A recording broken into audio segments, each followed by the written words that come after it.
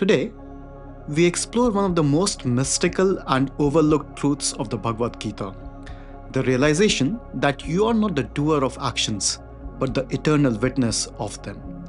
Like someone sitting by the river, simply watching it flow. This may feel almost counterintuitive at first, yet, if you pause and look deeply at life as we actually experience it, you will start to see that it might be true after all. Understanding this secret can free you from guilt, anxiety, and the constant noise of the mind.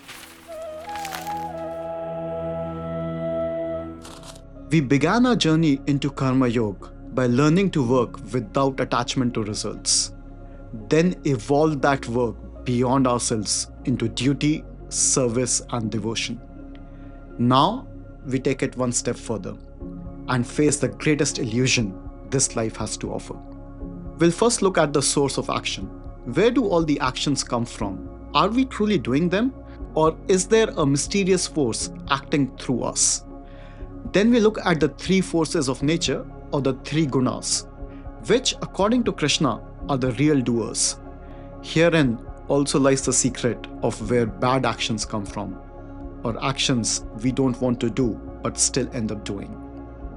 Finally, what does this understanding mean for us? Does it change the way we live or act? Let's explore.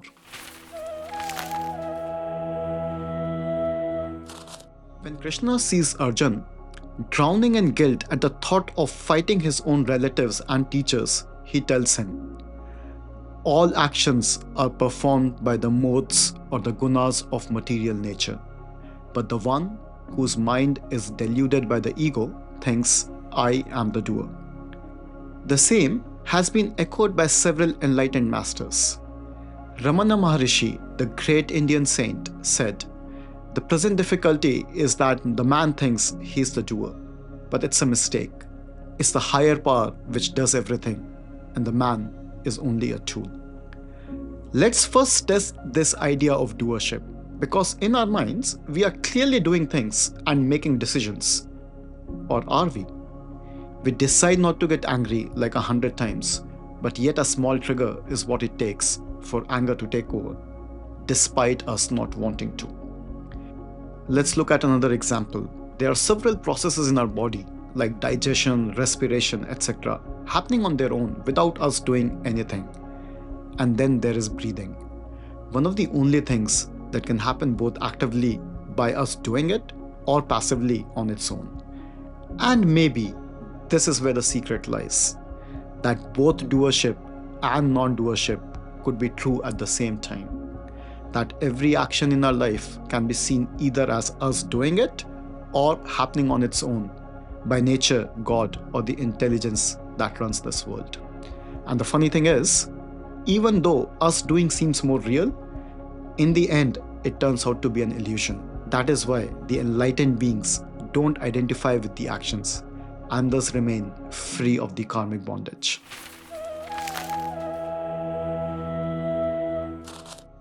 Now let's look briefly at the three modes or gunas of nature that according to Krishna make us do what we do.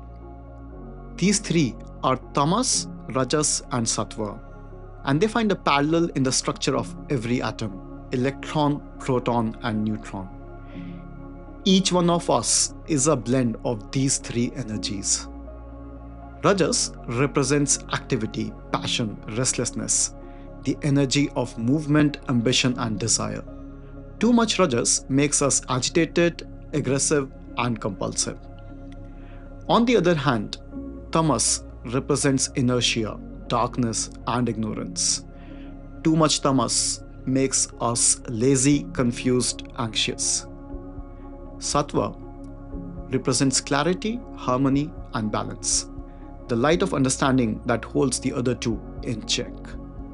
Sattva brings peace and joy. All yoga paths are just working on increasing the sattvic element in us.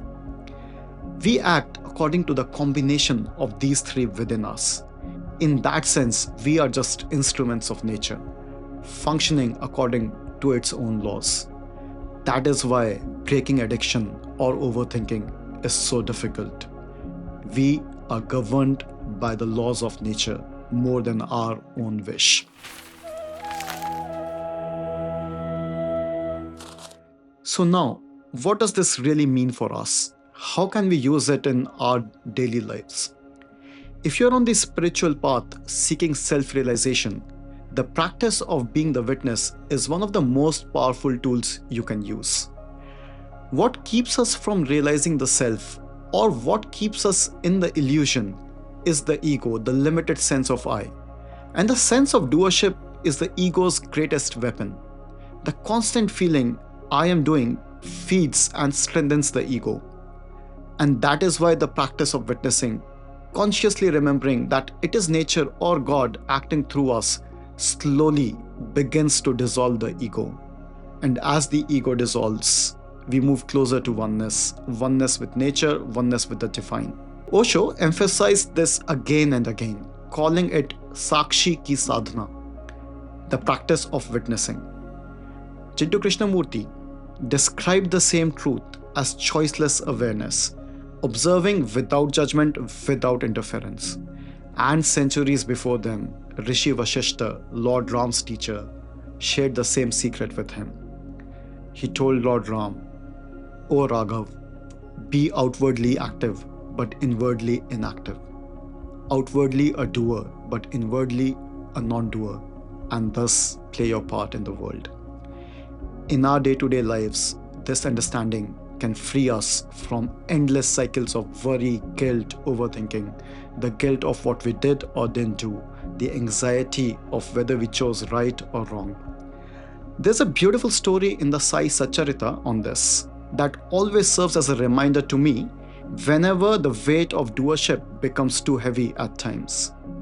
A devotee from a nearby village wants to visit Sai Baba, an enlightened Indian saint in the 19th century.